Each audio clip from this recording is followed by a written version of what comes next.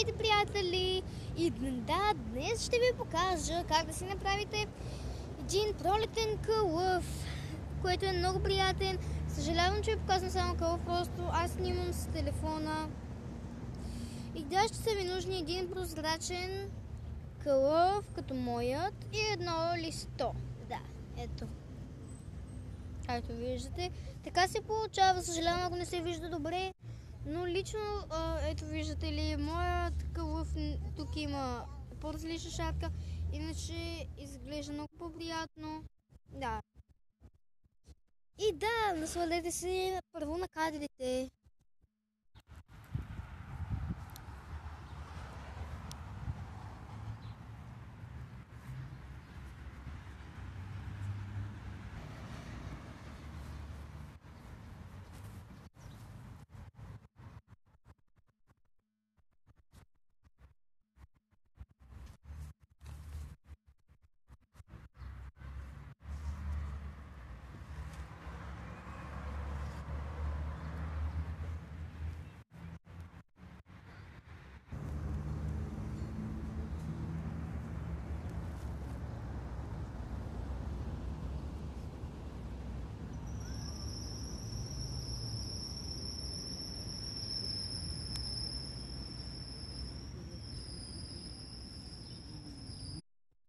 Да, надявам се кадрите да са ви харесали.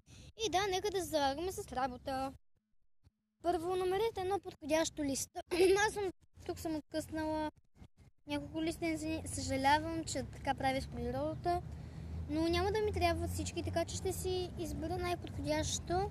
Под най-подходящото имам предвид това, което е най-голямо. Да ви кажа, нищо няма да ви стане на кълъфа. Стига и стига да е безцветен. Да. И докато аз намеря подходящо листо, ще ми чакате малко.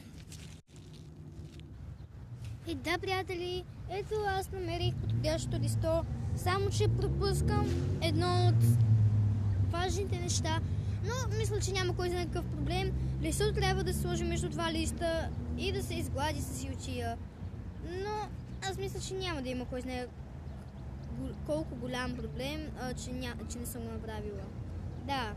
Също ако искате, можете да добавите някое малко цветче. Но трябва да го сложите първо. Ето сега ще ви покажа. Да, аз ще използвам от ето тези цветя. Ще си взема едно цветнице, защото са много хубави. А и не е хубаво да се късат цветята. В смисъл, че жълтурчета според мен ще пускат прекалено много сок. Да. Ще се откъсна ето това. Да. И мога това така да го скъсам, за да може ето как да се пречисне и да изглежда някакси от този род. Но тъй като сега е сутрин и е малко по-раничко, има малко роса, за което съжалявам. Седнах се върху кълъфа. Така. Да. Ето настаних се и ще използваме това цветенце, само това зеленкото бих искала да го махна. Така, махна го. Първо трябва да сложим цветето. Кажем, че моето ще бъде някъде тук. Не знам. Трябва да се регулира. Ето така. И сега ето тази част тук ще скъсам, много съжалявам. Ох, то се разпадна. Ужас. И сега на лово за ново цвете. Да. Ето готови сме, взехме си ново цветенце. Да, малко скъса. Както и да е. Ето сега тук в дъното трябва да се скъса. Да, този път вече знам и ще бъда по-внимателна. Ето така скъсах по-важните неща от него.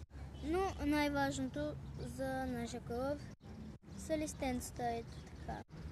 Да. И си намираме подходящо място. Примерно аз бих искала да е някъде в ъгъла или по средата.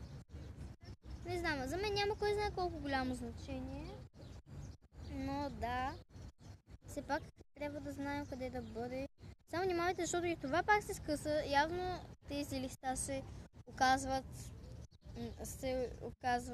доста... Да. доста крехки. И да, много съжалявам, че късам цветята на празно. Просто аз самата съм невнимателна, те са много крехки, така че и двете сме виновни. Това вече е мокро. Да. И това вече е мокро. Има роса, както каза Тони. Така тя няма да участва в моят клип, само гледа. Тя публика. Нали? Да. Чувате ли я, хора? Абе. Да. Да не ти пука казваше. Какво да кажа? Добре, този път ще се опитам да запазя ето тези, като махам само зеленкото, така да го нарека. Защото така повече ми харесва. И сега да намерим подходящо място. Примерно аз искам да бъде ето тук. Да, ето така. Съжалявам, че няма да ви покажа точно хубаво как става. Просто снимам с телефона си, вие знаете. Ако не знаете, вече знаете. Да, ще малко странно. И ще трябва да взема телефона, за да го коригирам, иначе няма да се получи като хората. Да, съжалявам за това. Тони, ела да ми помогнеш за малко. Ето сега ще видите и Тони. Знаеш, искаме и това така да го държиш отдолу.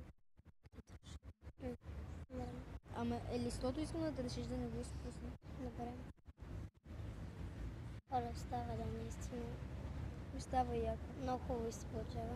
Да. Сега съжалявам, ако малко ви побрусам. Даже ще се спра. Да, ето сега. Тук махам листенцата. Много съжалявам, ако не става. Даже ще помоля Тони.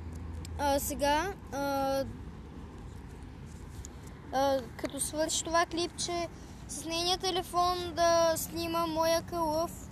Лично ми го изпрати по Viber, но ще бъде кратко клипчето, иначе няма да може да се изпрати, за да видите каква е самата работа, как се е получило. И сега ще довърша да си го коригирам.